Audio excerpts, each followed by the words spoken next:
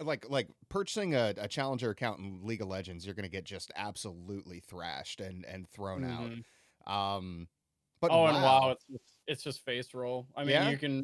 you're actually, when you create a character, you're brought through like a if you boost a character, you're brought through like a tutorial thing that teaches you how to play your class, Oh, which, really? So even if you pay for it, they still make you like kind of learn.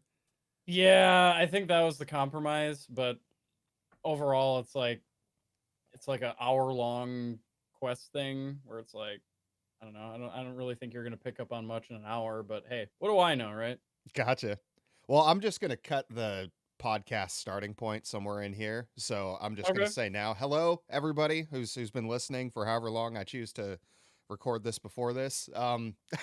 We got Oreocide here. What name do you go by? What do you call yourself? Oreocide. Oreocide? Okay. Yep. Okay. So Oreo, welcome on, man. Glad to Good to have be you. here. Huh? Good to be here. Oh yeah, yeah. So let's see, man. How long have you been streaming? I started October 11th of 2017. And I 2017. didn't yeah, I didn't really take it seriously until like a month later though, but my very first stream was like October 2017. So I've been doing this for about a little over 2.5 years now. Yeah. At what point did you hit partner? It was October of the following year. So you So got a you got little partnered under in a 1 year. year. Yeah, I did. Dude, that's pretty impressive. I mean, legit. Like, what did you do? Well, I joined a follow for follow community and got partner pushed. Oh, okay, okay. Yeah. Um, yeah, not the best method for sure, but I I own up to it. You know, Yeah, I uh I try to just be as honest as I can about my past, because obviously that's not the path that a lot of people should be taking. Um, it's it definitely fast tracked me. It definitely worked for me, but definitely wouldn't recommend it to many people at all. yeah. I gotta say, like me personally, I'm not a big fan of that method of growth. It doesn't tend to have No. the long lasting implications. It's cool to get partner, and I've actually argued with Twitch staff on the our Twitch about this, about follow botting versus not follow botting, because they always say, Mm, oh, it doesn't work, it won't give you long lasting results, you won't build a real community. But like the which amount is of all true. exposure, it's true, but the amount of exposure you get out of that, I felt. Now see, this is the cool part, because we've got somebody here who's actually done it. Oh um yeah. so in my mind, I felt, well, you're going to get pushed up to, let's say, like 100 viewers or whatever from doing the things. Hmm. um if that happens, do you get enough new exposure from new people who are real coming in? Honestly, yes. You do. Uh, it's so a lot of people like to knock follow for follow and stuff like that. Um, and for good reason. I mean, I'm not going to endorse it. I will say though that if you have what it takes, if you have that it factor to actually be an entertaining streamer, every method's going to work for you in some way, shape, or form. It's just a question of what the conversion rate's going to be. So, like follow for follow, obviously, you're going to get a lot of followers. Not that many people are going to check out your channel, possibly, Hmm. or they will, and they will. They might not like what you have to offer, or they might, and they'll stick around. I've actually made a decent amount of friends from follow for follow that still stick by me to this day.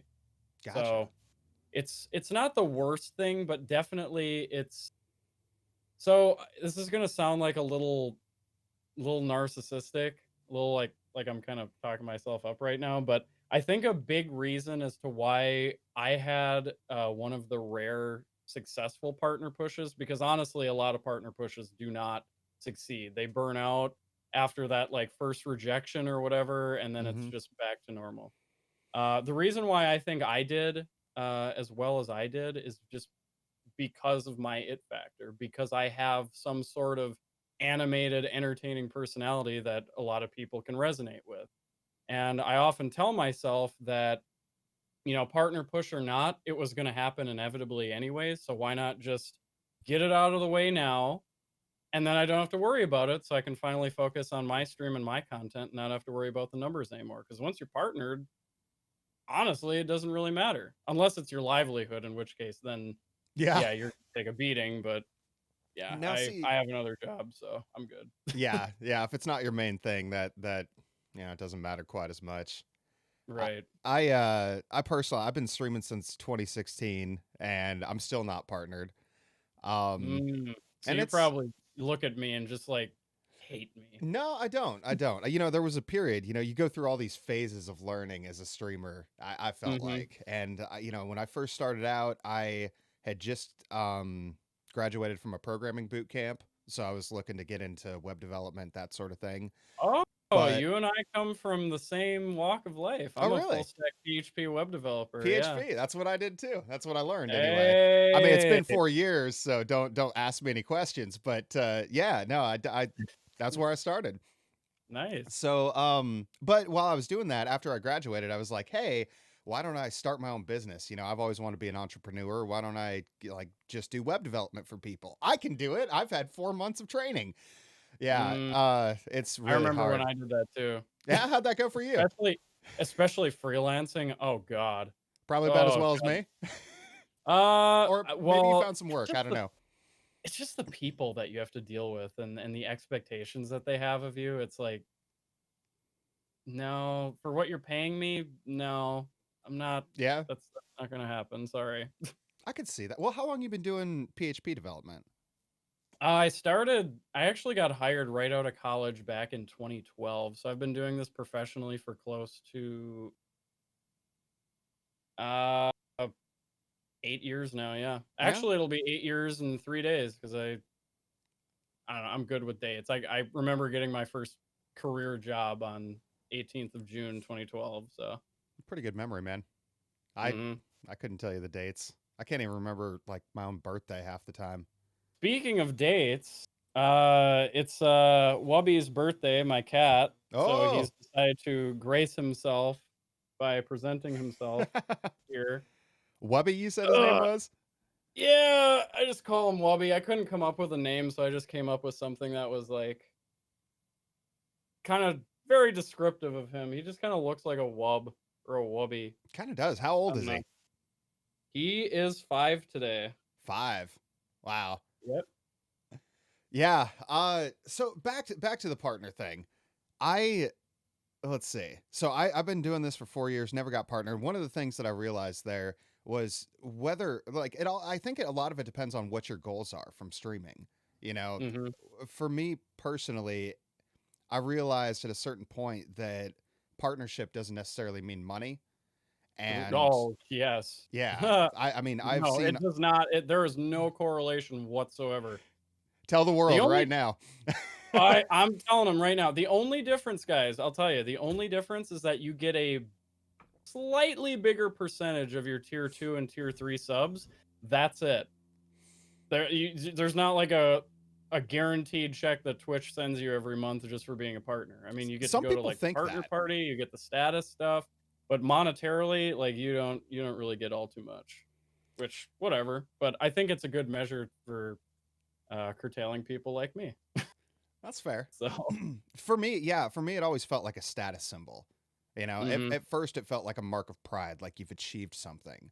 But then, and no offense to you, but then I started seeing a lot of people who were getting it through alternative methods. right. And that made me realize that this isn't so much a measure of your success as an individual as it's a point of pride that can be easily bought and attained. Mhm. So yeah, after that point, my interest in becoming partner just like really dropped off. I get like 20 to 30 viewers. I've had points in my streaming where I've had, 50, 60 average for months at a time, but Right. it's, yeah, it was like never the big thing. Like one thing I noticed too is like when I was averaging 60 viewers a month, I was making less than when I was averaging 20 viewers a month. And that kind of Mhm. blew me away. I was like, I I have sorry, I have like a little funny story to kind of interject about that oh, real go quick. ahead. So I don't know. Well, you're familiar with Aurora on Twitter, right? Or Is that the person that, yes, okay. No, yes. I didn't know who this was. Uh, so she and I are good friends. And we were actually talking about May not too long ago, like our stats for May, because she posted. We have like a group chat. She posted her stats for May, and I was like, "Wow, I made more than her, and I got like a fraction of her average viewers. That's Yeah. interesting." And when I showed that to her, and I showed that to Mikey Perk, if you know him too, and a few other people, we kind of got into a big conversation about how it's not about average viewership, it's about engagement. It's about how many people are chatting, how many people are subbing, donating, throwing bits, stuff like that. That's where it really counts. Because you can have like 100 average viewers and nobody's subbing or anything, or you can have 20 average viewers and everybody's subscribed and gifting subs like it's going out of style and so on and so forth, you know? That's what I think. A lot of people get distracted by that average viewership metric, and it really, um, I honestly think it's incredibly detrimental to a lot of people's success. I think it needs to Focusing be on hidden. viewership. Oh, absolutely, absolutely. I mean, look at me. I no, I realized, unfortunately, not too long ago. I wish I would have realized this sooner, but um, average, like, your viewer count while you're streaming, it doesn't matter. Like, why look at it? Why have it up? Why have access to know what that number is? You don't need to know. There's no reason to. Because when you think about it, you watch that number, it goes down, you get depressed. That number goes up, you get anxious and you feel more like you have to really start performing more. It just, either way it goes, it doesn't do well mentally for you. At least for me. I don't know, maybe some people are better about it. No. I hide that number. I Yeah. hide that number completely, and I don't even look at my analytics anymore Really. unless like somebody brings it up to me. Because all it does is it just serves to make me feel crappy about myself. Yeah, that's Or, the maybe psychological not, effect depending of on how I'm that. doing. I Yeah. I totally agree. Like, yeah, once I for one, I shut my viewer count off too, and that was a hard thing to build myself up to doing, Oh, you it's know? hard. It's hard. Yep. You're thinking about it constantly, but over time, you're right. Like, because I mean, in no way does looking at your viewer count help you, and I agree completely. Because whether you're looking at if you're looking at it and it's high, then you feel artificially elevated, like Mhm. you're doing something good. And when it goes down, you feel bad. And when you look at it day to day, one day can be 50, one day can be 20. Like it's just too variable, and a lot of times it's through no fault of your own. I feel like. Right. I'm Mhm. definitely one to take responsibility for my own actions and my own, mistakes. And I understand when I'm not performing well, Mhm. but yeah, like most of the time it's just the act of observation that's making your mindset change. Yep, very much. And it's just useless. I Yeah. mean, like, what is the point of being able to see your viewer count while you're live? Ego. I does I mean, I guess ego, if it's working for you. Otherwise, what's the reason? Yeah. To just give you more anxiety? I don't think so. Right.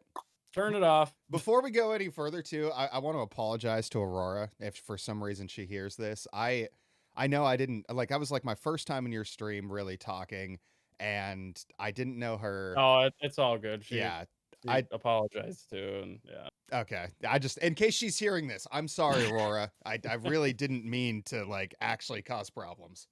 So Yeah, and she didn't either. It was a bad night, I think. yeah, it sounded like What was it. it? Wasn't it like 1 a.m. when that happened? Like, it was pretty late. We were all pretty far in. Yeah, So, everybody was pretty toasted. Pretty toasted. I yeah. saw you had your pen with you too. Oh yeah, I do. Yep. Oh, funny story. It's right here. Oh, Wow. convenient. Let's make this show a little bit more interesting. Yeah, I figured this is the kind of podcast where this is the sort of thing that is just perfect for this. Two moderate streamers getting stoned on camera. That's what everybody wants to see. That's the riveting content, right? Oh yeah, absolutely. And they can watch me get stoned on stream when I'm live too, because I That's pretty much true. do it every day. And now I got a bunch of smoke flying around in front Right. of the camera. Usually it never Ooh. hangs there. Oh, it's because I don't. That's right. Got to get the filter on, Yep. get the fan cranked up, get that HEPA action going in your room, Oh yeah, all the all cat cleaned hair is out. starting to fly around now. Yep. So, what's the craziest thing that you've ever had happen on stream? Like what's the craziest viewer interaction or like stalker story? Do you have like a crazy story like that you can Uh, tell legally at this time? Your lawyer approves. uh, legally, well, yeah, I don't have it. Okay. Thankfully, no, I don't have any of those. Uh, Gosh, it's so hard to say. I mean, there's a lot of examples, but I feel like I gotta pick one out of that entire bunch. I mean, there's been instances where, I mean, like 2 years ago on my birthday stream, I made a lot of money, and there was a lot of hype in the chat from that, and that was just overall a very, very engaging, very positive, very, very good stream. Uh, it was just a very good night. Um, Other than that, yeah, it's really just it's hard to pick like one moment. Uh, No, like crazy freak out incident because that's I'm sure those would stick out in your mind. Like for example, one time I had a guy send me pictures of him punching a sink full of wine glasses and sending me pictures of his bloody hands with like glass sticking out of them and stuff. Yeah, mm, because I wouldn't talk to him and I was like ignoring his DMs and stuff like that. Like that was like my first year of streaming, man. And that's like what I would expect Soda Poppin to deal with. When I got that my first right. year, I was like, where do these people Uh, come from? He's a cool mhm. guy. He was going through a hard time. He's doing a lot better now. I still talk to him, but at the time, like he was really messed up in the head. Yeah. So Uh, really messed up in the head at the time. yeah, like okay, so now that you bring up that story, I mean, there's definitely been um. All right, we'll get into the ugly stuff. So 2 years ago, when I was in the middle of my partner push, there was another person in the community that was doing a sick kids charity stream, I guess. Hmm. Um, 2 or 3 weeks prior, they bought and they were like planning this entire event out, like going balls to the wall. They knew a friend at like a game shop that they were all going to do a LAN party in. He bought like a brand new $3,000 computer for this charity. Um, Jeez. just really put in a lot of effort, right? Yeah. And on the day of the charity, I decided, you know what? I'm going to raise a ton of money on my channel because, like, I'm doing a partner push. There's a lot of people in my stream. Might as well take advantage of the traffic and maybe get some donations out of it, right? Help him And out. then Yeah. at the end, yeah, exactly. And then at the end of the stream, I rated him, and all the money that all the viewers donated, including like 200 of my own dollars. So it was like a total of $617 Hmm. that I raised. Um, I sent it all to him. In the comment, I put like all the names of all the people that contributed, just so he would read them off. And the whole charity was a scam. No. Really? Yep. That's illegal though. Like people can go to jail for that, like real life jail, not No, Twitch jail. well, yeah, and he so I gave him 617 bucks. A lot of people gave him a lot of other money, and he stuck around for a little bit, but then people started like asking questions, and that's when he just completely disappeared. Whole stream just vanished. Channel got deleted, like there was Speaking of Discord that, deleted, there's no trace of him. speaking of that, you remember Crankage Games? Oh, Ah, yeah. Okay. Okay. How did you okay. feel watching him pull that magic on Twitch back in the or on Twitter? Because from like the moment I saw him, I'm like, this dude is full of shit. This is a scam. He is using you guys. Like Right. I didn't say anything for months, but when I did say something, I got ripped apart. Oh Like, yeah, no, that's why I didn't say anything either for a while. So I'll tell you my story with Crankage. okay, hit me. So this came around like about a year ago. This was still when I was in that phase of trying to work out of my follow for follow, support for support ways, I guess, or like because before Crankage there was Royale streamers, which I got out of because I was like, all right, this Oh is yeah, I remember them. garbage. Yep. And before them, I was in the other support for support community that I managed, and he was the last line, or he was the last link in that chain. And I'll be honest, like everything that was going on with him, like I saw he had like 34,000 followers. I saw that he was getting tons of engagement on all his tweets. And I mean, it was right there. Like, clearly he knows what he's doing and I don't. And I want to know how I can do It's better. what it looks So I, like on the surface. right, right. And I mean, to the untrained eye, like Yeah. No, that's true. going to get people Yep. every time because the demonstration's right there that it works for him. So he must know what he's talking about. Yeah.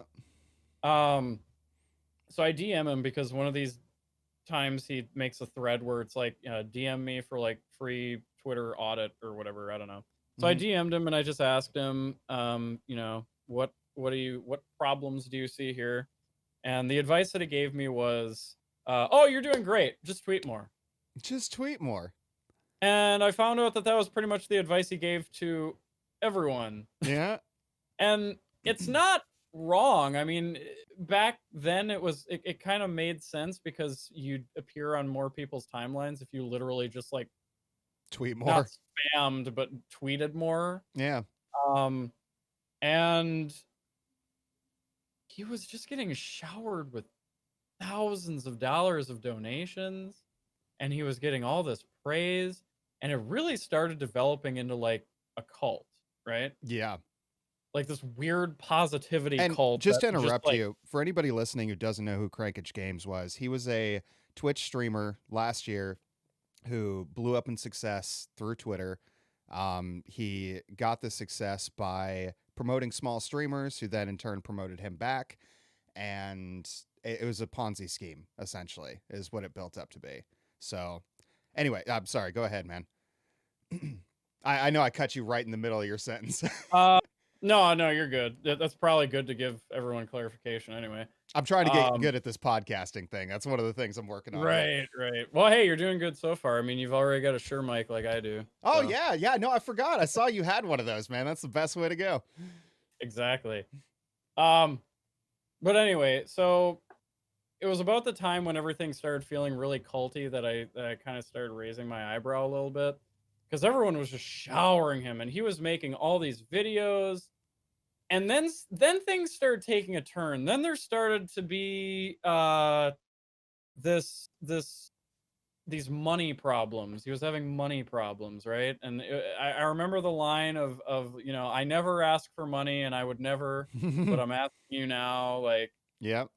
And it kind of all started divulging from there. And the straw that broke the camel's back for me was when he started partner pushing.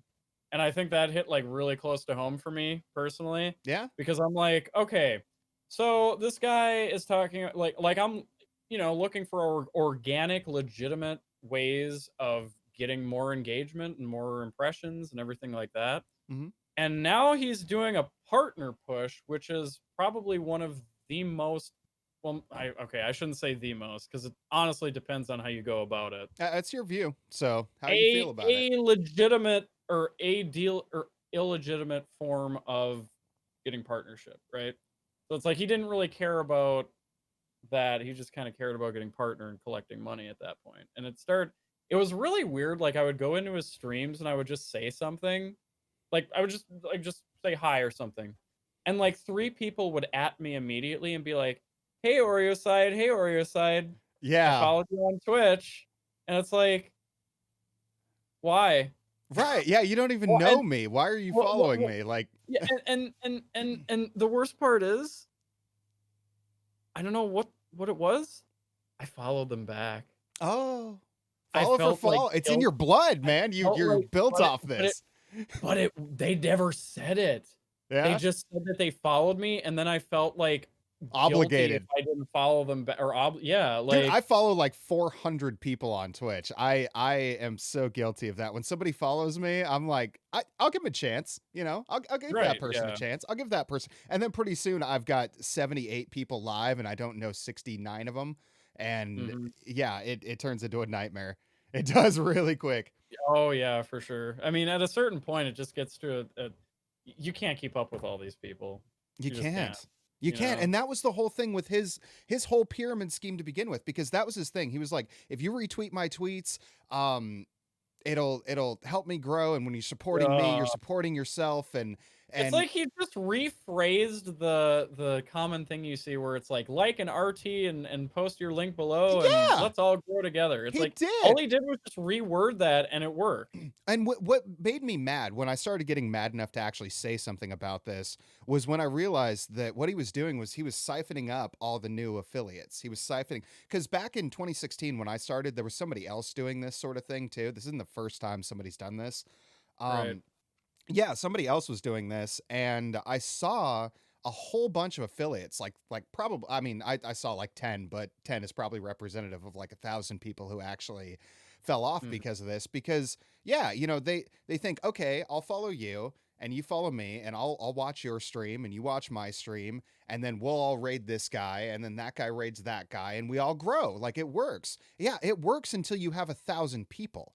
Once you have Mhm. 1,000 people, you literally can't rate it. You can't even know everybody. You can't even have more than 5 words of conversation with everybody. So there's no way this circle grows past a certain point. And Yeah. yeah, I've realized that this was happening again with him, and I got mad because I'm like, dude, a lot of my friends quit. I saw so many people on Twitter quit back in the day. They get frustrated because they feel that what they're doing, they're putting all their eggs in this basket, and then when the basket gets stolen and run off with, they feel like, oh crap, man, streaming sucks. I hate this, and I hated seeing people get used and just end up put off by streaming for one Right. asshole's actions. And So, that's kind of what happened to me back in early 2019 after my partner push because after that partner push, the second I got that check mark, I mean the night celebration of was, very good metrics wise. But after that, it's like, you hit the top of that roller coaster and it's time to come down. Like it I've seen dropped. that happen with a lot of people on partner pushes. They get And that 75 and then they're back to like 40 or 30 or 50. yeah, and I mean, at the time, like the funny thing is like during the entire partner push and even like sometime after, I believed that what I was doing was like the right thing. I didn't think that there was anything wrong with what I was doing. I thought everybody did this, honestly. Mm. Um, and I had a huge slap in the face like come New Year's and into 2019 where there was a point where I legitimately considered quitting because every stream I did, no matter what kind of effort I put into it, no matter how much I marketed myself, put my name out there and advertised and did all this and like made friends, what numbers just kept going down because Mm. this was all the people that were unfollowing and just kind of leaving because oh he's partner now he's good. God, He's good. We can move on now. I didn't even think about that. Is that? Yeah. Do you think that happens to a lot of people who do partner pushes? Where Oh, that? every single partner. It even Okay, happens to partners who get it completely legitimately because I really? remember Green Dumpling, he mentioned at one time that when he got partnered, there were people that just stopped coming by because like, oh, you're partnered, you don't need me anymore. Hmm. Like, That's yeah. no, partnership does not equal success. It just equals partnership. I That's mean, true. I still need the support of the community that I've built. The only problem is I built my community off of, letting them shout themselves out in my chat for 2 followers. Mm. That was the Gotcha. value that I gave to them. And when I stopped doing that, when I stopped allowing self promotion, when I started just doing what I wanted, they all left real quick, real quick. Yeah, and they And do. it hurt because I honestly didn't know why everybody just suddenly stopped watching me. And I would, complain to my mods and the other staff members of the community I was in at the time, like, why is this happening? What am I doing wrong? And they're all telling me it's because I got partner pushed, but it honestly didn't like Sink sink in. in for me until like April of last year, where it was like, oh my god, Yeah, you built your this entire was stream off of one model, and now the right. model's complete. Yeah, Business cycle has elapsed. right. Yeah, so do you But think that applies to streaming, thinking of things in terms of business cycles? Like, I don't know how educated you are on business college-wise, but perhaps all businesses have a cycle. They have a lifespan. They start, they grow, they peak, they ride that for a set number of algorithmically determined years, and then they fall off. Like whether it's Walmart, whether it's a gas company, they all do this. Um, It, and it's something that businesses plan for. Do you feel that perhaps keeping that in mind would help you model a stream that's better? If that makes sense, or is that a little outside of our stoned comprehension right now? no, I think that actually makes a lot of sense.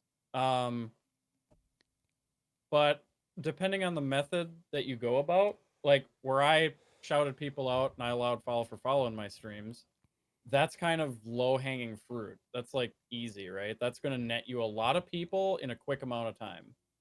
But another way, I don't know.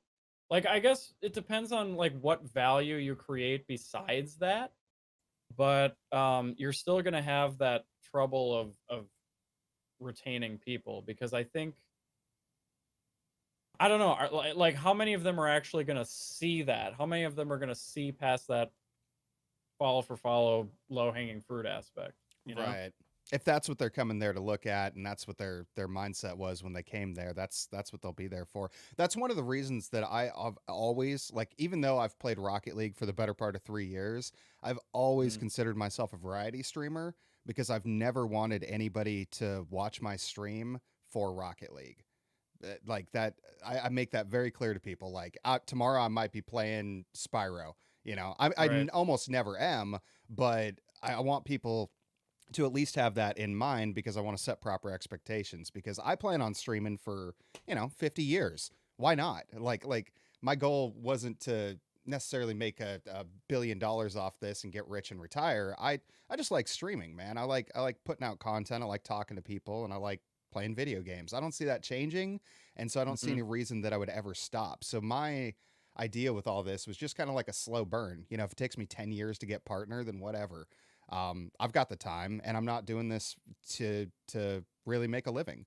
You know, it's That's a good way of looking at it, honestly. I mean, I think what really helps, and we might be coming from a little bit of a place of, um, you know, full time salary privilege here, yeah, if you will.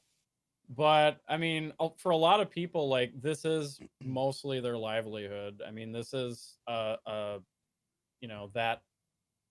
that rest of the pie to get them to next week's paycheck and or paying all the bills and everything. gotcha. Um, but I definitely so it's kind of like hand in hand, right? So with us, we have the issue where, we might be very entertaining, but we don't have enough time to devote to all the work that goes into promoting ourselves, marketing ourselves, and creating content, making YouTube videos, streaming, tweeting, all this other stuff. Um, the other people have that benefit. And what hurts them though is they've got a lot more pressure on them to succeed and to push themselves and to create good content because I mean they have more time obviously, Hmm. but it's more pressure and a lot of them burn out from that pressure, which is kind of sad to see, but it is the way it is. Whereas with us, I feel like when you have that that cushion to fall back on if streaming doesn't work out, well then, what real motive do you have Yeah, to that's put in the that's maximum true. effort? And just to clarify, this is all I do. I don't have a job outside this. Oh, Yeah, oh. so I'm on What? the other side here. I was gonna let you finish talking just to hear you describe me because I'm like, Well yes. then Speaking of was pressure, um, yeah, so my take on your side then I guess was hopefully it's no, somewhat yeah, it's accurate. pretty accurate. But the main thing I've learned is when you take all right, so I've seen this happen. When people make the switch from going part-time streamer to it being their full-time career, they lose that fun aspect because and they Yep, do. They all do. They all yep, just sort of fade a little bit down that like this is serious, I've got to get paid. And when you yep. start doing that, it starts hurting you. People can pick up on that. People can feel that tension in you when you're taking it Mhm. seriously. When you start streaming 50 hours a week, and you're tired as shit, but you keep pushing through anyway, like some people will support you for making that effort if you're putting in that real hard effort. But if you're still only streaming like me 30 hours a week, you don't get that same like respect out of how much work you're putting in, and you also don't get the, but you still got the pressure, you know. And so for me personally, like this is supplemental income in a sense. I live with my mom. I take care of her. She's got early onset Alzheimer's, so that's like my main thing in life. And then when I have time and you know she's taken care of, I do this sort of thing. So I don't have a lot of bills. I really don't. My monthly expenses are like $350 a month. Um, Mm. So so that's a third archetype of the streamer types of people, I guess.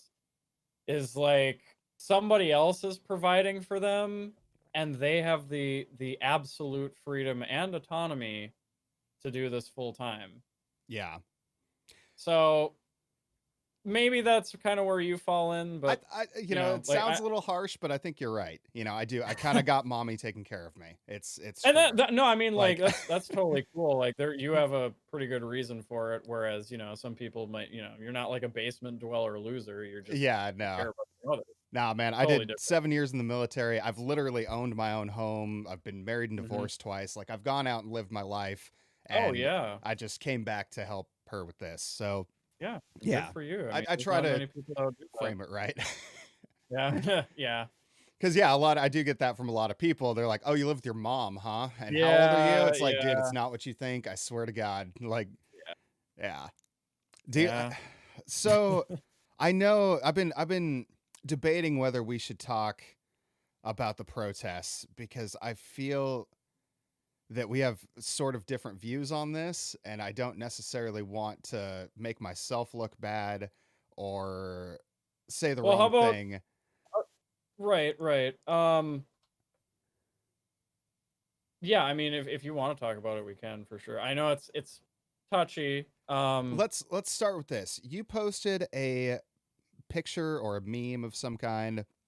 This is my 34-year-old way of saying it. It's some sort of meme. Um, It's one of those memes. yeah, a meme on Twitter. Mhm. And it was a triangle of like racist and then implicit racist. Ah, yes. Do you remember this? Mhm. Okay. Yep, it was covert white supremacy versus overt white supremacy.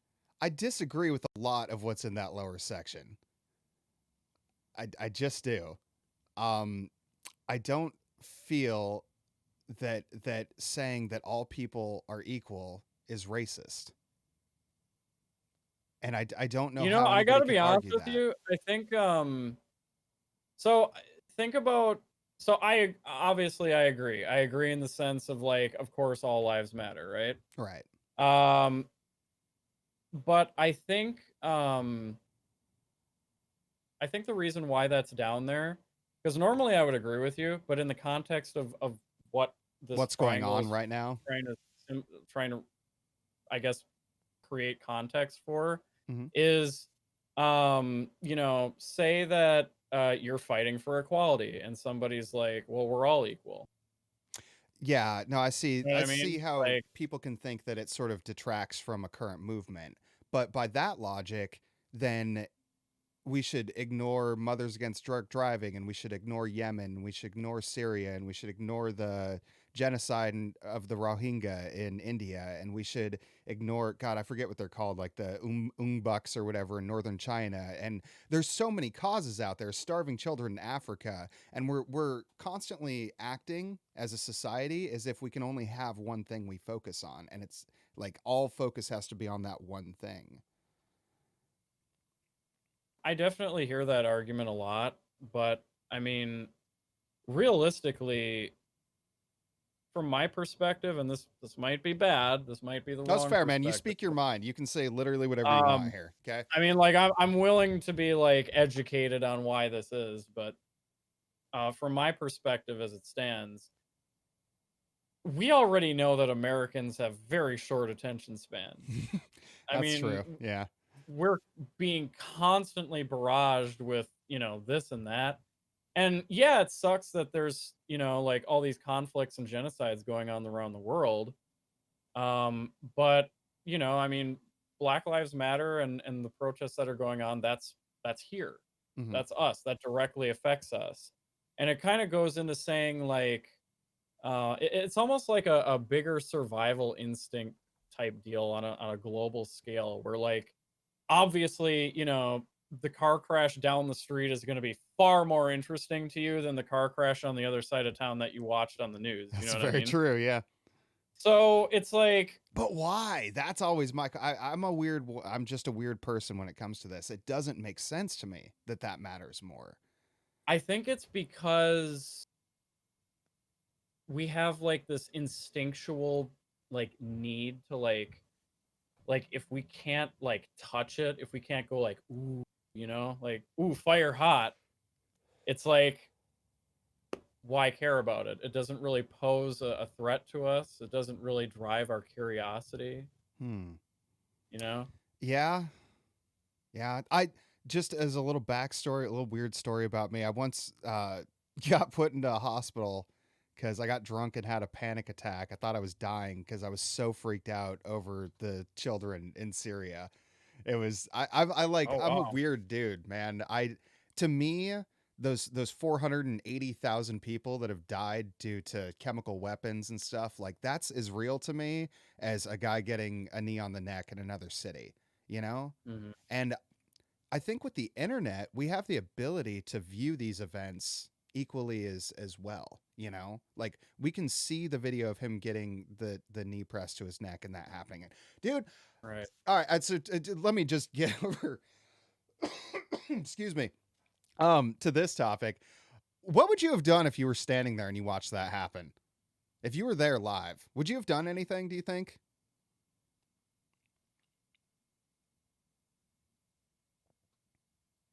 It's a hard question. To be completely honest, no, probably not. I Because what could I do? yeah, I mean, I could that's have said something, but with the officer, I mean, I don't know. It's hard. It's one of those things where it's like, I mean, it's easy to be like, yeah, if I would have been there, I would have done something. But it's like, I mean, first of all, I'm not one to, create unnecessary confrontation in public. I'm just antisocial and weird like that. Uh, um, Another reason I've always been like slightly afraid of the police, and I don't have any reason to be, but I just always have been. I think there's just been a lot of times that I've encountered officers that just came off very, very like brunt and aggressive. they Maybe are. when they didn't like they were all just jar-headed assholes talking to me. Yeah. And like um I don't know, that left like a bitter taste in my mouth. Obviously, like this is in no way even close to equating what, other people's and, Right. black people and everything go through. But even that, like I don't think I would have done anything, and I feel really bad saying that, but that's the truth. I mean, and I'm gonna be honest with myself, it sucks, but I think through a lot of everything that's been happening, I don't think that I would be quiet anymore if I saw that. Because, you talk about like you make excuses like, well, you don't know the full situation, you don't know what this guy did, you don't know this officer, you don't know what's going on with this. But there's no instance where what he did was in any way justifiable. That's It fair. But doesn't make any sense. so with that in mind, and I agree with you. You know, I like to Like think of if myself as a very like noble white knight individual. Well, I don't really like to think myself that way, but don't say white knight. I You are a oh yeah, very, I very can't say that giving and anymore. My bad. empathetic person. Yeah, I stick up for other people. I do. And I've done it. Like even recently it's happened. Oh, I I'll can tell the down. story if need You be. tell your story, then I'll tell my story. Yeah. Yeah. I think in a situation like that, though, you're right. I would have stood there and I would have watched and I would have yelled, absolutely. But I don't know that at that time I would have stopped the officer. I know now, I can promise you now, beyond a reasonable doubt, if I Right. ever see somebody black out under somebody's knee like that, I'm at least going to shove the cop off. Like, I'm not going to fight him. I'm not going to start shit. I'll get arrested. I'm not going to resist. But I will never, if I'm in a situation like that, just stand and watch somebody go unconscious and then, like, oh, well, I still can't do anything. If it gets to that point, I'm going to act and I'll Hmm. face whatever consequences come with that. Um, and I'm making that commitment to myself, in hindsight, because at the You're time, going against the machine.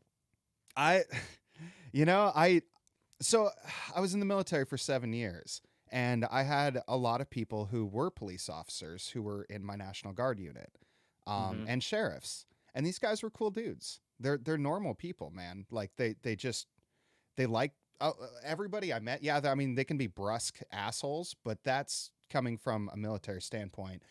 Um, Hmm. but for the most part, Were they in the military before or after they were officers? no. This is the National Guard, so they were actively in the police force like at the time. Because National Guard is only one weekend a month, so the other 28 days a Oh, month. I gotcha. Okay, I Yeah, gotcha. yeah. I gotcha. Okay, So during 28 at the days a same month, time. they're Okay. cops. And then they just come in a drill on the weekends. And some of them are higher rank than you, some of them are lower rank. You got like a weird mix there.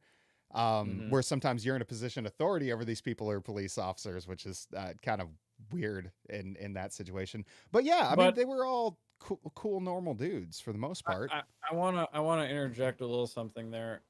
So all these people went through boot camp. They went through the disciplinary process that is the United States military. Mhm. Correct? Yeah. There's a lot of officers who don't go through that, and they. I think what is it like it's an 8-week training course, and then For they're given a police, badge and a gun. Yeah, for police, yeah, it's something like that, depending on the state. and it's nowhere near as heavy as like boot camp and all that is for people who actually enlist. And there's a pattern that I notice where all the police officers that were like ex-military, you don't really hear too many bad stories about them. It's always the ones that like just came out of tech school or high school, and they're like, you know what, I want to be a police officer so I can be like, Well, the the big Chauvin guy. guy, he was what, 20 years into the force, the one who killed George Floyd. Yeah, and apparently those two had a history. Oh, really? I didn't Yeah, know that. apparently they worked as bouncers at the same nightclub or at one point or something for like 17 years. No way. Yeah, I didn't know that. That's weird. I'll have to yeah. look that up. Um, Or that's what yeah. I heard. I could be wrong, but Well, yeah, it's you're right. That brings up an interesting point. You're saying that military personnel tend to be less aggressive towards the civilian population, and I could see that because the amount of discipline that's trained into you in the military is much higher than what you're taught in the yep. police force. Shit, in the police force, you get to go home most nights. Like Hmm. you're submerged for 8 hours a day, but then you're pulled out of it and you're back to your normal thing. In the military, Exactly. they brainwash you. Like they really do. They break you down. They don't give you enough sleep. Like if you look at the interrogation tactics used by the CIA, like waterboarding and sleep deprivation, loud music, that's Hmm. essentially 8 out of 10 things that they do to you in basic. Like they don't give you enough sleep, they scream at you constantly, they work you till you're physically exhausted, and it breaks Yep. down your mental state. You become reprogrammed. I mean, that's the point of Yep. it. Yep. Um, which can be good and it can be bad. Uh, I have, up till talking to you today, always felt that was awful to have police trained with that level of programming. Like at this point, or up till this point, and I'll explain why. Um, Up till this point, I've always felt that the militarization of the police force is a bad thing because you've got the difference between what a soldier thinks and what a police officer should be thinking is night and day. In a military situation, your escalation of force is kill them. Like Yep. you have an enemy, you kill them. And if there's steps you got to take in between, you take those steps and then you kill them. And you kill them Exactly. immediately and you move on to the next target. You're trained to think very like locked in and solid. And I see that in the police now. I'm seeing traces of that sort of mentality in their actions. You know, they go, I used my taser didn't work, he continued running, so I shot him and I'm covered completely. um I don't Yeah. like that. I I don't think I that's how always police should say be that operating.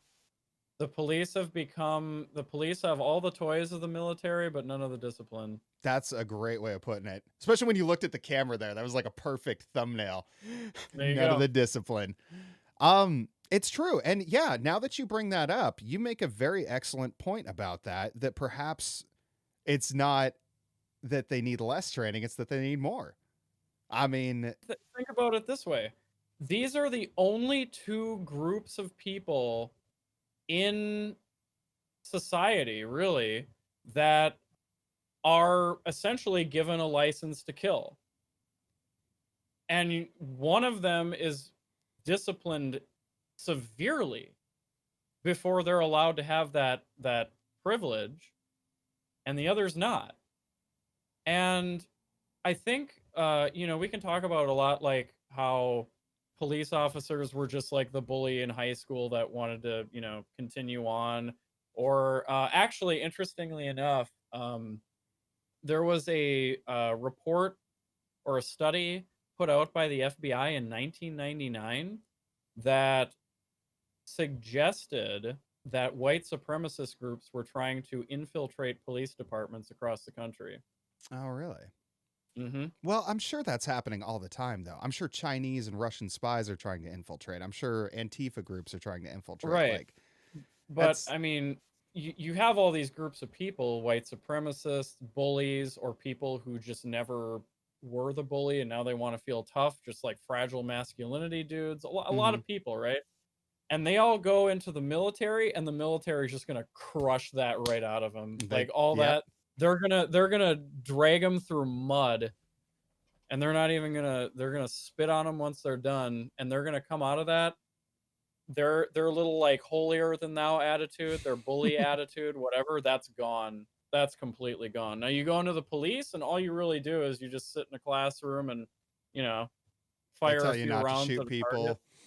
Yeah, yeah, don't shoot people unless you feel like they're threatening you, then you can kill them. It's Let's like, look at uh, the scenario from last Wednesday. Are you familiar with the one I'm talking about? The Wendy's?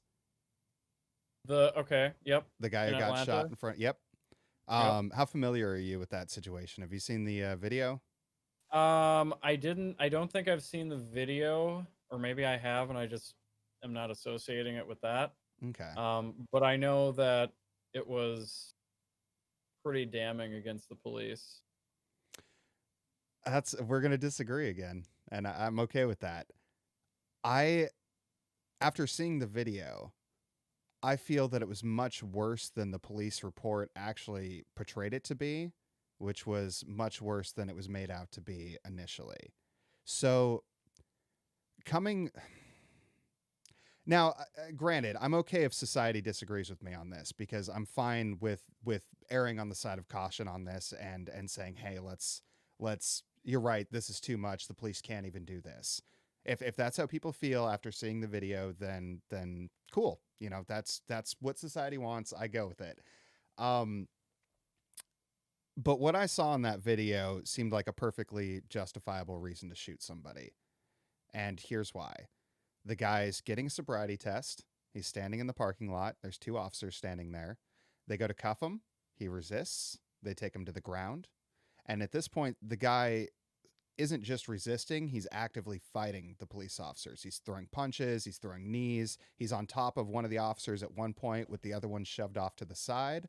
And then he punches one cop in the face, grabs his taser, and then starts running. The cop stands Mm, up. You see another video view of it from the front of the Wendy's or the side of the Wendy's or whatever. They're about 10 feet apart, running left to right across the screen. The guy's in front, the cop's in pursuit. The guy turns around, points the taser at the cop, and fires. And all at right. that, moment. I think I found the video. Okay. I'm just gonna like have it playing here. Anyway, Okay. you can keep talking. Sorry. Yeah, no, I wish I could show it on the recording. I don't know if I could or not, and I don't have one handy. I need a Jamie, man. I need a, a podcast assistant here. Jamie, can you pull that up? Yeah, Jamie, can you grab that, man? Um, yeah, and so at the moment, the guy turns around and pulls the taser out and points it at the cop. The cop grabs his gun and pulls his gun out. So the cop may not have even realized that the guy had grabbed his taser and just seen him pull a gun. The guy clearly was not only resisting, but actively fighting the police officers. And then he turns around and points what appears to be a firearm at the cop. If a cop can't shoot in that situation, I don't know when a cop can shoot. And I'm okay. Like I said, I'm okay if people say no, the cop should have identified. It's his job as a superior being within the society to make that determination. We're going to put the onus on the cop here. He shouldn't have fired. I'm okay with that. But I think that I think that it's fair. I mean, if somebody did that to me, I would feel justified in shooting them. And so I worry that this mob mentality, this very heightened emotional state we're in, is creating some negative backlash here in situations where it shouldn't necessarily. And so I don't know. Have you gotten a chance to watch the video there? Uh, yeah, I'm just running through it now. I'm actually Okay. reading a lot of the comments, and they're all kind of on your side, Are they? actually. Yeah. Okay. Yeah, I mean, I'll have to. I'll nine have to out of definitely 10 look into cases, this, man. but 9 out of 10 cases, I'm with everybody on this. Like the police are using too much force. I had a cop pull a gun on me one time, and this is one of the things that I feel again that there's a heightened sensitivity to these sort of things because I have seen um, African American people on TV crying, literally crying as they tell a story about how a cop pulled them over and yelled at them and pulled their gun on them. I've had cops mhm. pull me over, yell at me, and pull a gun on me. And never once did I think it was racist. Never once did I feel like even scared, really. I'm like, oh, he's worried. Like, sorry, officer, I didn't mean to to freak you out there. I That's feel your white privilege. well, it could be, but it's a perception. It's purely a mental perception because the officer in most cases I imagine doesn't say like, what up, n-word, why don't you show me your paper, like they're not being overtly racist. So at what point does it become just standard police aggression as Well, opposed see to now, racist I like how you specifically? said they're not being overtly racist. I got to be clear. I mean, they're not. They could Right. be being And racist, and but a there's lot of nothing to say. racists a lot of racists nowadays are usually not overtly racist because they know that racism is generally not looked very highly upon in our society and they hide away. Um, but one thing that I would say about um, just see one thing that a lot of people and I don't understand this, but I heard this story from Trevor Noah of all people. Um, and he was there was this one video he put out where he was talking about how um as a black man or as a black person in America, you are constantly harassed at some extent by the police. Like you're walking home with groceries one day and an officer pulls up to you and wants to make sure that you paid for everything and whatnot. Oh God, And yeah. these instances just keep repeating themselves over and over and over through a person's life. And eventually they start getting handcuffed and search for drugs randomly, and it just becomes like it's part of their life where they can expect at some point to just be like picked at by an officer, right? I would So love to see scientific data on this though. And I'm not saying it doesn't exist. I just personally I'm very numbers driven, and again, that's you can probably guess that that's another point of contention with me on this whole thing is Right. the numbers. Like, okay, if that's happening, then there should be police reports to back that up. Show me that that's happening. I'm not saying it's not. Just go look at the FBI's crime statistics. Go look at how much African Americans are disproportionately um or they call it, what are they called, interactions, how many interactions they have with police, because there's interactions, there's arrests, there's shootings, there's a whole, I mean, but like how many interactions do That's African fair. Americans have that's disproportionate to like what white Americans have, and so on and so forth. That's fair, um and I'm sure it's disproportionate, but well, actually, I know it's disproportionate. I mean, it's very disproportionate if you look at just that. If you look at just that, it's mhm, like 7 to 1 or something like right. that. But this is where sociology and statistics get complicated. That's the 101 look at it. 7 to 1 is the ratio. But if you get deeper into that, you can look at factors like the fact that education, um, people who were born to single moms, and uh, income are three major factors in what determines whether somebody will commit a crime or not. That is overwhelmingly disproportionately not in favor of African Americans. No, and Therefore, that's another thing. African American families are more likely to commit crime That is true based on on the where they statistics. land systemically. Yeah, Yes. and I hate to say that. I fucking hate to say that I do because too. I I'm agree white with you. and I fucking sound Yeah, like a racist, but I'm right. just saying But it's do you know important. why that is though? It's because they've been pushed into these positions by uh what was it? So the Civil Rights Act of 1968 basically said you can't discriminate against home ownership or anything like that, or renting apartments, so on and so forth, right? Mhm. So what happened is that definitely did not,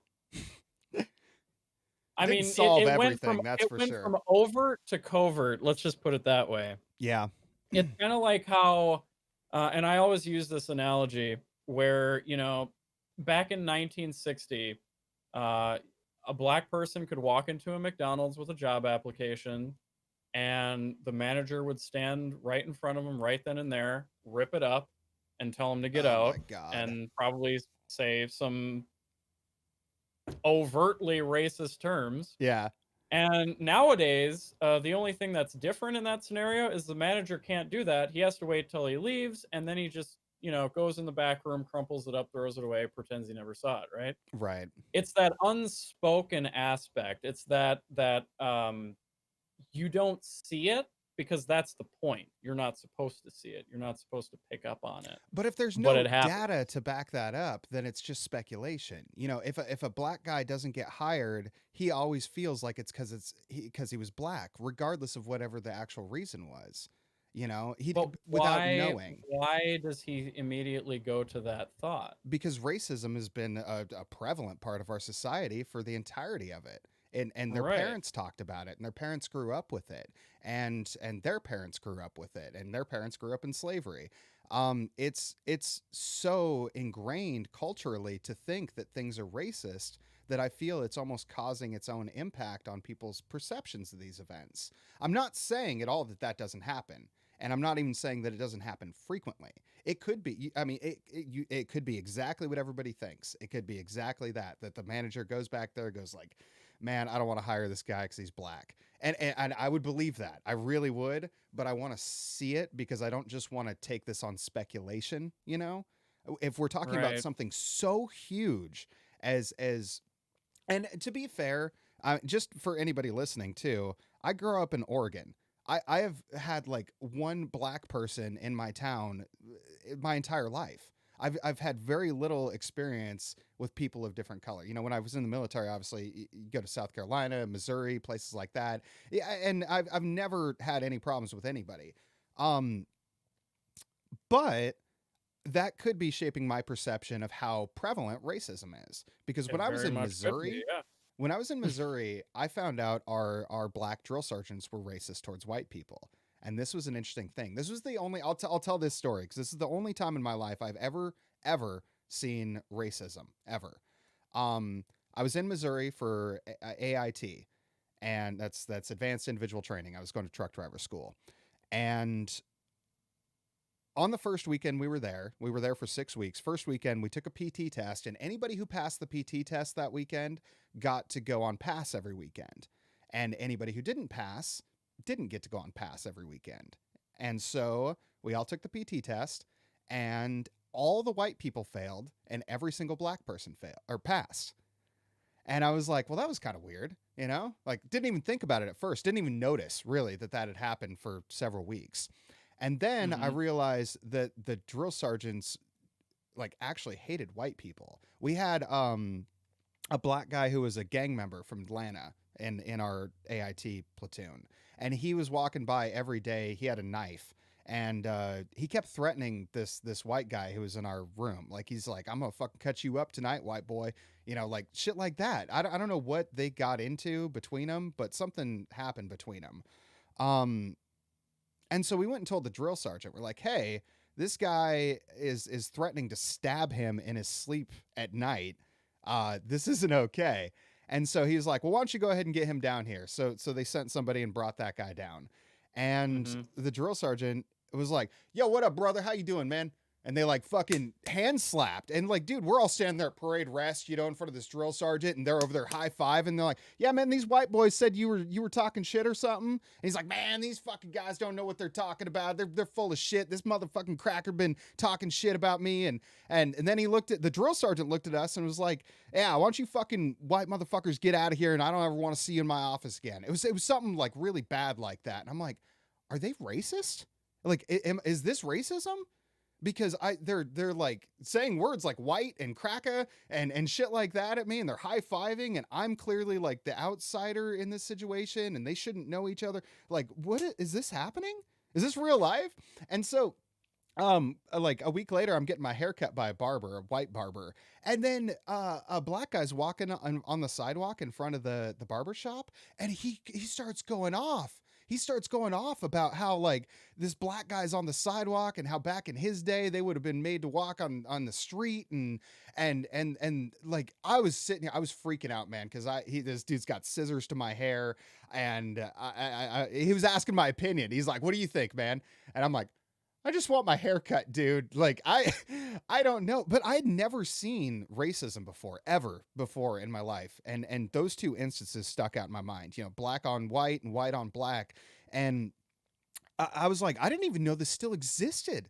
Like, no point in Oregon does this ever come up. Like, people are just chill with each other. We smoke weed and we hug and we high five. Like, people walk around the streets here with free hug signs. Mm-hmm. So yeah, I don't know. I've never. Is it more And prevalent, do you think? Like, do you think it's like that in a lot more places than I I realize? I mean, I come from a pretty white bread town in Wisconsin. Yeah. I I don't really see that many black people, if any, honestly. Um, I don't see racism around me, but I know that it happens. I Yeah. know that it's not entirely visible, but I think in situations like this, so like with the story you just gave me, you know, obviously I shouldn't be expected to believe most of that or any of that because there's no proof. That's true. Yeah, you're right. You're right. But By my own logic there, I said I right, want numbers. There's nothing to prove that this happened to me. So you're 100% correct. exactly. And I know it's kind of weird to because I'm a numbers guy too. I mean, we're both developers. We're both very left brained. So I totally get where you're coming from, but I think there's definitely a point where you just have to listen because Got you to trust. don't know and Yeah. you can never know and never understand because you will never be in their shoes. And I think that's a lot of why a lot of people have a hard time coming around to it because them understanding it almost makes them feel guilty as a result. But I'm the type of person where, I've done over, I don't think I've done anything overtly racist in my life, but I definitely know I've done a lot of covert racist stuff, which I now, after educating myself and after, hearing stories and why it's actually bad and everything like that, now I understand. And I totally sympathize with these people because, um, I mean, how many like, how many videos have we seen? Just like the internet's been around for 26 years now. Yeah. Like, how many videos have we seen once videos started to become a thing on the internet, which I'm sure you and I are both old enough to remember when they weren't. Oh yeah. Um, um, like, how many times have we gone through this, another black man shot by police for nothing, and then you see all these videos that contrast. Like, I mean, 2 months or 2 or 3 months ago, you had these armed protesters storming the capital of Michigan Yep. with with like AR-15s standing right outside the governor's office, and the police did nothing. Nothing. Nothing. Now, if those people were black, Yeah. would it have happened exactly Well, how it went down? let's just think. What happened when they tried to storm the Capitol building in Minneapolis last week? I mean, pretty clear what happened. They shut it the fuck down and pushed them out of Right, the area. Yeah, you're right. right. I mean, you're very literally right. You're describing a situation that happened. If they were And black, they get very pushed out. same thing, different different race of people, I guess, or different Yeah. cause. And the response was totally different. And it was 2 states over too. Yeah. Man, Culture's not all that different. this is why I'm glad I got a chance to talk to you today, because it's nice to have a reasonable discussion. You can't have a reasonable discussion about this stuff on Twitter. And Oh, no. yeah, I've tried to bring up these points and get clarification. I really hate racism, and to find out, because you've brought up some good points here that have sort of enlightened me, and made me be able to see it through the eyes of somebody who's been through this a lot more. Because you're right. Right. I mean, that story of mine in the military wasn't documented, and it's completely subjective. It could be bullshit. It could be whatever. But That it's anecdotal, and it, anecdotal things don't hold up in court. I mean, exactly. numbers do, and I don't know what specific numbers I could tell you to point you to Well, actually you don't see the have to now. tangible That's my point. Is you've made me realize that a lot of this stuff can't be. quantified. Yeah, it can't be But yeah, quantified. it really can't be because I So mean, I'm gonna open my eyes up more. Is all I'm saying. Like, right, right. I mean, it's just the one thing that just bothers me, the one thing that irks me more than anything is like, I was born in 1992. I'm 27. I'm almost 28 years old. My entire life in this country has been nothing but just the wool being pulled from over my eyes about what kind of a nation this really is. yeah, Because back in the Cold War, you had a bunch of brainwashing and just jingoism of American culture and patriotism, and it was just forced down your throat. And that's why a lot of boomers are so like um very patriotic yeah, compared to the rest of us, because we grew up in a generation where we saw everything that happened with Bill Clinton, mm-hmm, 9/11.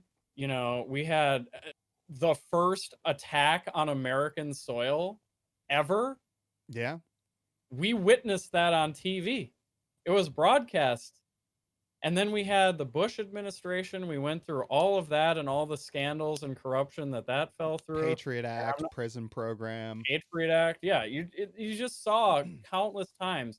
And I take a lot of these lessons from George Carlin too, when in his stand up and in his books, where he talks about like, you want to ask yourself how precious your rights are to you, go ask the Japanese Americans in 1942 how precious their rights were to them.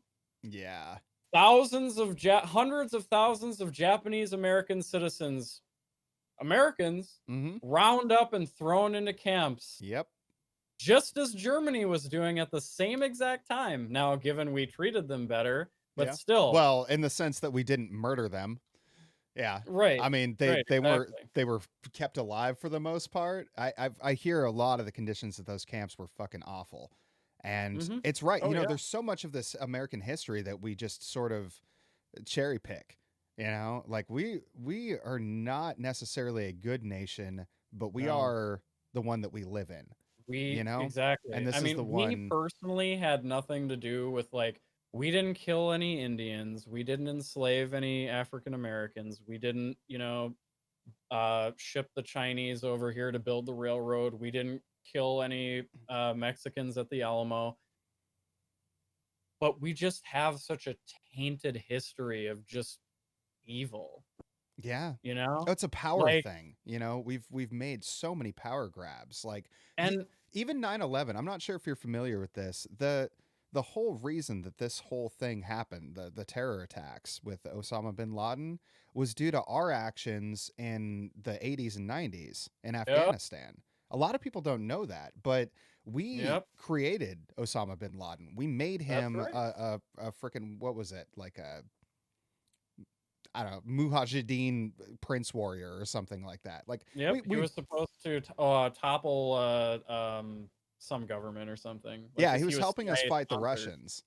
So Yeah. just creating a draining point. That's all we were doing. We were using the Taliban, dumping money into them through Pakistan, so it didn't look like we were doing it. Yep. The Russians were funneling into Afghanistan, and we used them to just basically bleed the Russian military until they weren't a world threat anymore. We Mm-hmm. fought a proxy war using them, and we promised them control of the country. We promised them schools and education and water, and we said we'd help rebuild, and then we just Boy, left did them. yeah, and then you wonder why they're so pissed off at us. Yeah. Like, I mean, you then know, they flew a plane into our towers, and we acted like it was the biggest. Like, how did this right. happen to And us? and I know that's a really controversial take because I know Hassan actually got banned on stream for saying this, but Oh, well, I'm glad not we're okay. doing I'm not this gonna. on YouTube. Oh yeah, I'm not gonna say it, but you know, we were all so shocked. We were all so shocked because that's just how completely close-minded we are to the idea that this country that we live in might not be the shining lighthouse on the hilltop that we always thought it was. We just think it's great because we live in it. We don't question America's imperialism because we live in America and we benefit because capitalism and blah blah blah, right? But it's not good. It's not good. I mean, Well, I mean, it's I'm good for us right, technically. but it's not good for the rest of the world Yeah, unless but they get in line with us. What do you think the United Nations is? yeah, Get and in line with us. I don't know. I wonder what's stopping us from. Well, one thing I've noticed with countries throughout history is that they've grown larger, and as a result of people's ability to control more territory, they have grown larger and become fewer. So if you look at a map of the world and the evolution of the countries popping up and shrinking and Mhm. appearing and stuff like that, you see a general trend to where it's just forming into bigger and bigger chunks. I'm wondering at what point we're finally going to have two nations in the world. Do you think we're going to hit a point like that at some point? I think we're either going to continue to have many nations or no nations. Yeah, you don't think there'll be It's any in no in between? between. Nope. I mean, at the end of the day, it's going to be one or the other. Well, yeah, So, yeah. I mean, eventually, but I sort of see. Well, I mean, not eventually, not necessarily, because it very well could be that two superpowers are able to keep each other perfectly in check, and do so under the well. See, what's even the point? What's it's even the point of having exactly. countries? Uh, uh, exactly. What is the point of having countries? Yeah. I mean, now A you lot might of ask people look at it yourself, culturally, though. They're very strong on keeping cultural identity. They feel well, that yeah, but look at the South versus the Midwest versus California. Like it's the same country, but the cultures are all vastly different they are. depending on where you go. I mean, the culture will be fine. Really, I think the big question would be leadership? How would you run an entire planet? You know, who would? Would it be one person? Would it be a council of some sort? Right? Would it just And be which country would they representatives? come from? That's, I think, Yeah, the thing that yeah, would people would fight over most. Like, well, we want America to be the president of the world, and like Russia would be like, well, no, we think our person should be the president of the world. and Like, that's how wars start. Yeah, yep. exactly. And so I don't know. I really wonder. But see, that's where both the greatness of the ability of people to influence society, like through protests and stuff like this, is great, but also terrible in the sense that we can't really influence the governments anymore outside of by spoken word. Um, I That's think why I think our government should just be an AI. you thank you.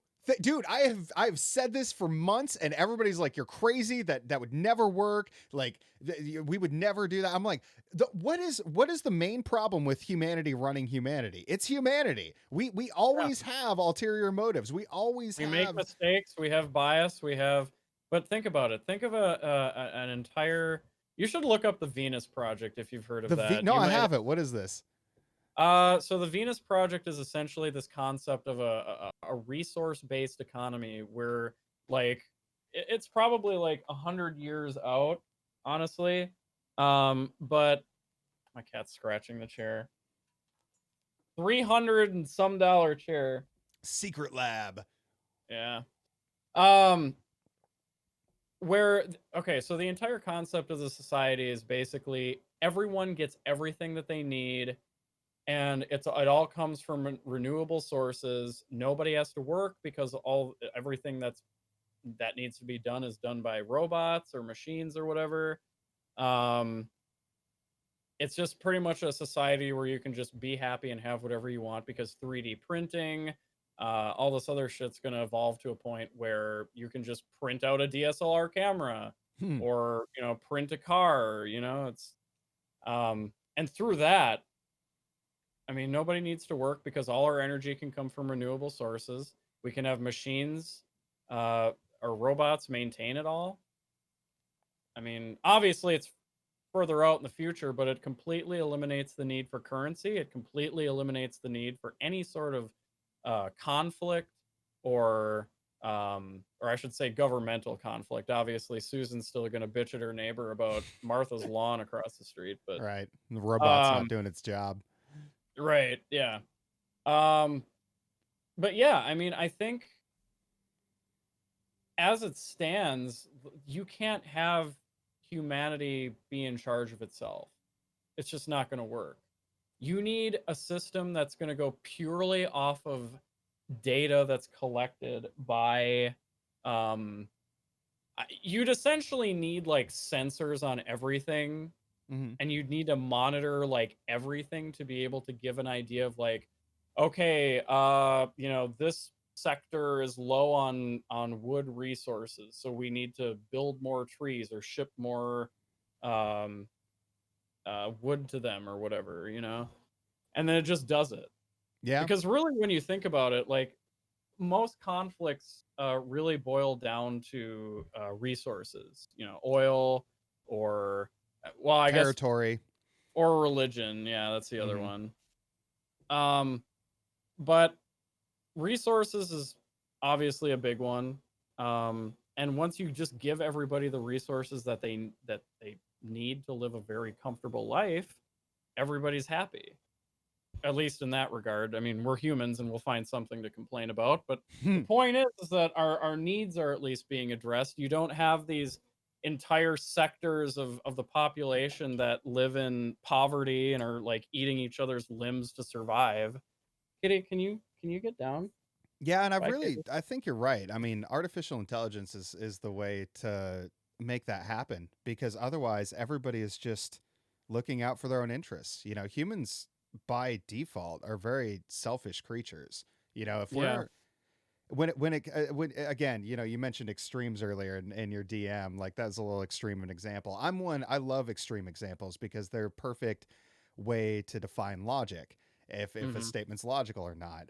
And yeah, at our core, if there's one piece of bread left and you and I are in a room and we're gonna starve to death, I'll kill you for that bread, man. Like I would say that now, like, nah, man, I would never do that, and we could split it or whatever. But like, when you really get down there and you're really starving to death, you will fight. Just like when you're drowning, when you're drowning and people panic, they'll push people underwater to get themselves up. And it's like, this Yeah. person's trying to save you. If logic came into play, you would not do that. But Mm-hmm. at our root, instinctually, we are very we're built to survive. That's why things like suicide are so hard, you know? Yeah. So, Yep. yeah, as a result of that, when it comes to scarcity of resources and things, we're always going to be looking to take what others have to make sure we're safer. It's just genetics. Mm-hmm. And I think the funny thing about it all is that society's already moving in that direction. Like, Whether you they know kind it of or not, yeah. exactly, like, you see it now. You see all the automation that's occurring in the workforce, and that's just going to keep on going and going and going until eventually a vast majority of the workforce is automated. So now you have a problem where everybody's unemployed. All these corporations are manufacturing all these products to sell, but all these unemployed people can't buy those products. Yeah. You know, But the corporations aren't losing money because they don't have to pay any workers, but they're not making any money because they can't sell any products. exactly. Yeah. Nobody Just can buy milking it. it. So it's like, what do? It's like, congratulations, you've rendered currency obsolete, because the only reason currency exists is to essentially measure one's worth, I guess, as a human being, at least Well, in capitalism. see, that's a view that I agree with. Except one thing that money does allow you to buy is things you don't need. It Right. allows you to buy excess things, which could potentially benefit you. Like, if I had to go to the government and say, "Hey, I want to be a streamer. Can you provide me with a webcam and a computer because now I need it?" And then have to have somebody else make a determination as to whether I qualify for that need. It sort of begins to limit what your capabilities are, which is one of the problems with communism is the fact that very little innovation happens when nobody has any motivation to innovate. Right. Um, So yeah, you give the AI the ability to innovate. yeah, and It just constantly runs equations and algorithms and scenarios in its computations that continues to find all these cures to diseases. And I mean, like, nobody's ever going to have to really do research anymore, because at a certain point, we're just, I mean, think about it. We could send out probes into space that just collect data on, like, the particles in space and whatever, and mm-hmm. send that back and try to understand it, and just, I don't know. It's a very interesting future that we're in for, and I think Oh yeah, a lot of people are underestimating the ability of computers to completely just wipe the floor clean with humans. Not saying that there's going to be like a Terminator uprising, but just that we ourselves are going to make ourselves obsolete.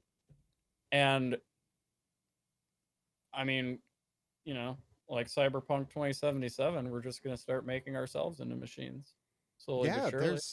This is something. And I guess we only got like I don't know how much time left, but About 10 minutes. yeah, okay. Um, yeah. So I won't get too deep into aliens and space then, but That, yeah, we'll leave that yeah, off. But that's a whole nother can of worms. it truly is. One thing that I've noticed is that a lot of people, when looking towards what's going to happen in the future with humanity, they describe things like, giant spaceships that have to stop off and gather planetary resources, and they're talking about like how humans are going to eventually branch out and colonize other planets. And one thing that I haven't heard anybody mention that goes right in line with what you're thinking is nobody is taking into account the ways that humans are going to merge with machines in the future. There's no need to eat cow and broccoli when you're a nanobot. You know, like you don't need that kind of energy input, and that's not the kind of energy you You need know, oh, we anyway. need more workers on the moon. Are you okay with switching out your lungs for um a Not lungs. robot lung or whatever so you can like you don't require oxygen to live anymore? Yeah, did you see they have a Okay. shot now that they can give you that'll make you go like 2 hours without oxygen. What? Seriously, yeah, they have a shot that you can get. Well, you know, Yeah, I'm correct. This yeah, is already in the works. it's happening, Because man. think about it. You know, we have a world hunger crisis. Just make it so humans don't have to eat anymore. Right, Make it so yeah. that See, humans take their nutrients from breathing in sunlight CO2. or CO2. Yeah, like Yeah, really make us absorb energy from the sun, you know? And yeah, so when make we it. Yeah, start thinking down that line, suddenly, things like fast as light travel, things like that, or near the speed of light travel would at least be more possible, and our ability to colonize would be totally different than we're imagining here. right. We could live on like a dead lava planet if we wanted to. We could live as a swarm of atoms in space, like We already kind of do, but yeah, I mean we kind of do. Dude, it is I weird mean, looking at the planet from the outside and just seeing that the what keeps us alive is like this thick, just like this thin little layer. and if that were to just go away one day, we would all just die. Oh, so All the fast. progress We would that we die made so as a fast. species would just gone. Yeah. It's over. All right. Well, Oreo, I'll go ahead and let you get out of here so you can get ready for your stream. But man, where can people find you? People can find me on Twitch TV /Oreocide OREOCIDE. Same place on Twitter. I'm on Twitter when I'm not on Twitch, so you guys can catch me there. Twitter.com/Oreocide. I'm live Monday, Wednesday, and soon to be Friday, but currently still Thursday, 8 p.m. Central Time. I'm thinking about changing my schedule to Friday instead of Thursday. All So I'm right. And just when gonna when say does your that now. book come Cover out? all my bases. My book? Yeah, your book. Uh, Whenever I decide to write it. Perfect. There we go. All right. Well, thanks for coming on, man. Yeah, no problem. Thanks for having me.